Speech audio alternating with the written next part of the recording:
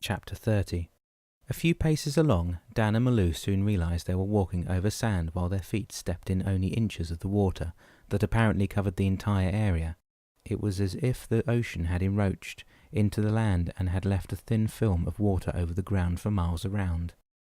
When they reached the house in question, a young woman was waiting for them on the front steps and welcomed them graciously. "Come, come, Signor Politano," she said to Malou, taking her extended hand. "I am Maffy. Signor Politano, I am grateful you come to my house." "Thank you, Maffy," Malou and Dan replied in turn.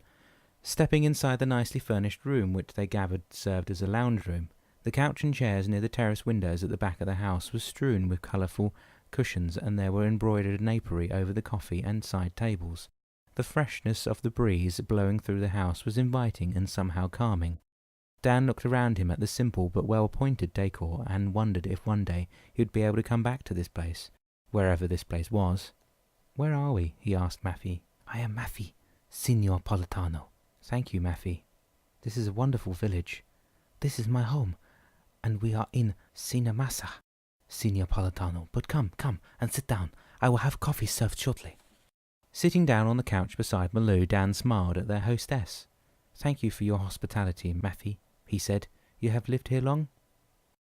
"Oh yes, Signor. My family has lived in Sinamassa for many generations," Maffy replied, and then turning toward a corridor probably leading to the kitchen, she called out to someone and asked the coffee tray to be brought to the lounge room. A girl, scantily dressed, appeared a moment later holding a large tray with coffee cups, creamer, a sugar bowl, and a tall coffee pot. Upon the girl depositing the tray on the table, Maffy said, "Gracious Seda, we will call you if we need anything else." "More beyond, Signora," Seda said, retreating down the corridor. Still wondering where Sinamassa was located, Dan suddenly smelled the aroma of the coffee as it was poured into the cups. "That's Colombian coffee," he burst out, throwing a smile to Malou. "That's the best coffee ever, Malou," he added, taking a cup from the tray and handing it to her. "Is it really?" she queried, but returning the smile. "We think it is," Maffy rejoined.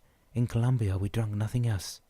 "Well, it is as smooth as a baby's bottom," Malou remarked after taking a sip. "I must say, my parents have coffee plantations and Andes, and we get the best beans," Maffy explained, handing his cup to Dan. "But how did you know this was Colombian coffee?"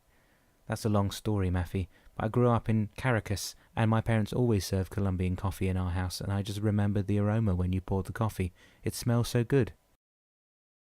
Giggling happily, Maffy said, "Well, thank you, Signor. My parents will be happy to hear you have enjoyed our coffee." She turned her head to the open front door. "And I think I hear Signor Solangi and Signor Damien coming. Please excuse me, I will go and meet them," she added, getting up from her seat. Malou and Dan exchanged a glance before they saw the older couple walk in toward them. "I see that you are enjoying Maffy's coffee," Damien remarked, coming into the lounge and sitting down across from Dan and Malou. Dressed in a white summer gown, Solangi once again looked radiant.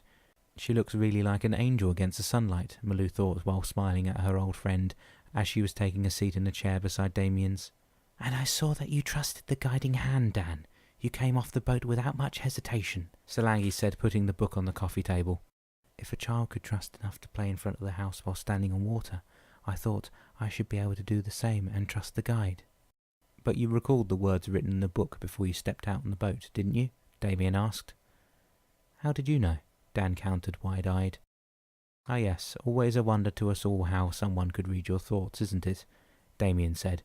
"But as we have explained, we are and will be watching over you both for a long time to come, providing of course that you complete all 12 tasks." "What if we don't?" Malou queried. "Will we be condemned to roam the forest around your house then?" "Not quite, but I don't think we should mar your progress with negative thoughts or assumptions, Malou. You have shown absolutely no sign of failure thus far, so I don't see why you wouldn't be able to accomplish all of your tasks." "Thank you for the vote of confidence, Damien, but sometimes I feel as if I'm not strong enough to complete the task, like what happened on Pico Bolivar. I was about to give up." "No, Dan, you were not. Your body was giving up, but your mind remained on the path of progress." "And you didn't show any of the frustration or annoyance you had displayed during your trip abroad to Sapan," Solangi added to Damien's comments. After a moment of silence had passed between them, Damien said, "Why don't you read what's written for you, Dan?" Putting down his coffee cup on the tray, Dan picked up the book, opened it, and read. As in the past, along the path of progress, you will encounter people who will annoy you and frustrate your desires for betterment. Although trying to be helpful, these people have provoked and will provoke irritation and undue fluster to your mind. Your task is to forgive those who will trespass against you, such as you did in the past, yet forgiving others for their trespass should always be preceded by forgiveness of oneself. Wow, that's a complex one, Dan said, closing the book and suddenly noticing that he and Malou were no longer sitting in the comfortable lounge of Maffey's house, but on a pew inside a huge church. My God, Malou, do you know where this is? He stared at the inner lining of the dome that overlooked the altar. I don't know, sweetheart, but it sure is beautiful, Malou answered, looking at the painted ceiling of the dome. This is the Salerno Cathedral. This is where I came with my mother and sister when I was a boy. So memories of your family are coming back, are they? Damianos whispered as he came to sit beside the couple. Damianos, this is wonderful, absolutely wonderful, Dan erupted. But what on earth could we be doing here? This is a place of prayer. Yes, Dan, it is, but it was also the place where a great man is buried. Do you recall who he is? You mean St. Matthew? Yes, Dan, that's the apostle of Christ who wrote in the 14th verse of the 6th chapter of the Gospel, For ye forgive men their trespasses, your heavenly Father will also forgive you. Yet the most important part of your task is to forgive yourself, Dan. You will no longer excuse your errors with reasoning, and no longer should you try to blame another for your trespass. But I never do that, Dan argued immediately. I always recognize when I am wrong, or try to find out why I committed an error. Yes, you often do, yet in this instance your task calls for forgiveness of yourself. What does that mean? Malou asked, her voice almost inaudible. Why don't you go outside, where we could talk more freely? Damiano suggested, standing up and heading down the aisle toward the door. After genuflecting and crossing themselves respectfully before turning their backs to the altar, Dan and Malou followed Damianos outside. He walked ahead of them for a short while before turning to face them. This city has been the site of many conflicts, but has emerged as one of the most reverent places in Europe, and reverence has a lot to do with your task, Dan. How so? Dan queried, walking now beside Damianos and alongside Malou. Your mind should be a place of repose and not one of turmoil, for it is only in reverence that you will recognize your failure and forgive yourself for past misdeeds. Yet, I ask again, Damianos, what are the trespasses you keep referring to? Let's go and have another coffee at the cafe nearby and I'll explain. Damianos then led them to a small terrace where they sat around a minute table. Could we order something to eat as well? Malou asked, looking toward the inside of the cafe. How about some biscotti? Damianos offered, smiling at her. Today Damianos had chosen to wear a cream-colour suit with a white shirt. To look at him, no one could have denied him his Italian origin. He always managed to blend in with the populace. Sounds great, thank you, Malou replied. The same for me, if you don't mind, Damianos, Dan rejoined, taking Malou's hand under the table. Okay, I'll be right back, Damianos said, rising from his chair and going inside the cafe. When Malou and Dan thought their cat was out of earshot, Dan peered into Malou's eyes. He definitely looked anxious. What do you think he meant by forgiving myself? I'm sure you'll know soon enough, sweetheart, Malou replied quickly when she saw Damianos return to his seat and depositing 2 espressos in front of Dan and Malou. The biscotti will be along shortly, he said, smiling. Okay, Damianos, I don't think I'm a simpleton or anything like that, but could you now explain what you meant? Because I'm a little lost right now. I really don't know what I'm supposed to do. Yes, of course, that's understandable. Not many men understand the concept of self-forgiveness, but let me just take it from where we left off. He paused while the waitress, a charming Italian girl, came out and deposited a plate with as many biscotti as Malou and Dan could eat in one afternoon. I have no doubt you have revered your body and your mind, and as that Creator's gift, when your mind dwells into the desires for fortune, you have committed trespasses in the eyes of God, Dan. Wealth and possessions will not follow you to the kingdom of God. On the other hand, richness of mind and wealth of spiritual knowledge will. You mean Dan should want less in life? Malou asked. Perhaps not less, Malou, but more appropriate possessions. Dan frowned. You mean like more spiritually, or things that would help me heal more rapidly? Yes, Dan, you see, a new car, a new pair of skis, or even a new house or more expensive appliances in the kitchen, he switched his gaze to Malou, will be of no assistance in your recovery. He paused and laced the fingers of both hands over the table while Dan and Malou began munching on the biscotti. Your body and your mind are God's creations. You have been endowed of intellect and power of choice. In this particular instance, You need to account for your past deeds and forgive yourself for setting aside your own well-being and that of your family in favour of working long hours in view of acquiring wealth or possessions that will not see you through righteousness of life. But I've always taken care of my health and that of my family. Dan tried arguing again. Perhaps you have, and in some ways you did, but what you missed in the long run is acknowledging that time passes and your absence from home will never be replaced by earthly possessions or gifts. So I should spend more time at home, is that what you're saying? Dan asked. Yes, but that doesn't mean that you should abandon your business endeavours, no. It means that you should delegate the task to the persons you trust, such as you gave your hand to the guide in Cinemesa. You should allow another to take your hand while trusting that person to relieve you of the pressure of your leadership. And how does that reverence or forgiveness come into that picture?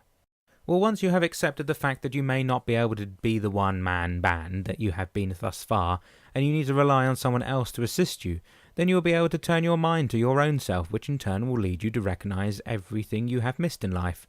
While doing so, you will also begin to reverse the gifts God has bestowed upon you and forgive yourself for your trespasses. You know, Damianos, you should write the priest's sermon. You've got the gift, Dan concluded, a broad grin on his face. Considering who I serve, I should think I would do a good job of it, Damianos replied, chuckling. And perhaps now you, Dan, are ready to visit the village where your father grew up, Damianos added, seeing that Dan and Malou had finished their coffee. Oh, I would love to see it, Malou erupted joyously, pushing her chair back with a scrape of the cobblestones. Do you remember much of it? She asked Dan, taking his hand in hers after he got up from his seat. I remember some of it, but I was very young when my mum took me to visit the village with my sister. My family lived in the village, but my father had a farm nearby, and I remember Dad telling me that he also owned the local electrical power plant. Okay then, you're ready to climb your way to forgiveness. Let's go, Damianos declared, snapping his fingers. In a matter of seconds, Malou understood what Damianos had meant by climbing their way to forgiveness, for they landed at the bottom of a long street, going straight up the hill, to a set of stairs and a gathering of 2-story houses. This is the bottom of Galcolline Salaritain in the village of Castelnuovo di Consa, Damianos said, extending an arm toward the top of the street. Are you kidding me? Dan retorted, looking up. You mean we've got to climb all the way to the top? Absolutely. But here, there is plenty of oxygen to fill your lungs while you go up, but as you see, there is no mule to pull you to the top. Damianos chuckled again. You're enjoying this, aren't you, you devil?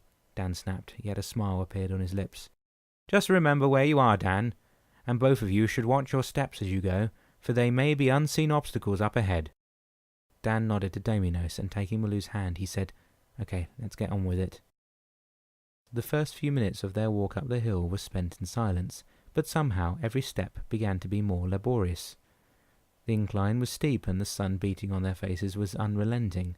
They were about a quarter of the way up when Malou twisted her ankle over a stone and fell to the ground in pain. Goodness, sweetheart, what happened? Dan asked, crouching beside her. It's my ankle, Dan. I think I sprained it. Dan straightened up and glared at Damianos. Why did you do that to her? He demanded. I'm the one who should find the obstacles and fall on my face if that's what it takes, not Malou. First, I didn't do anything, Dan. You have to open your eyes for 2 people, not just concern yourself with what could hinder your progress. You have to delegate your tasks to the people around you, remember?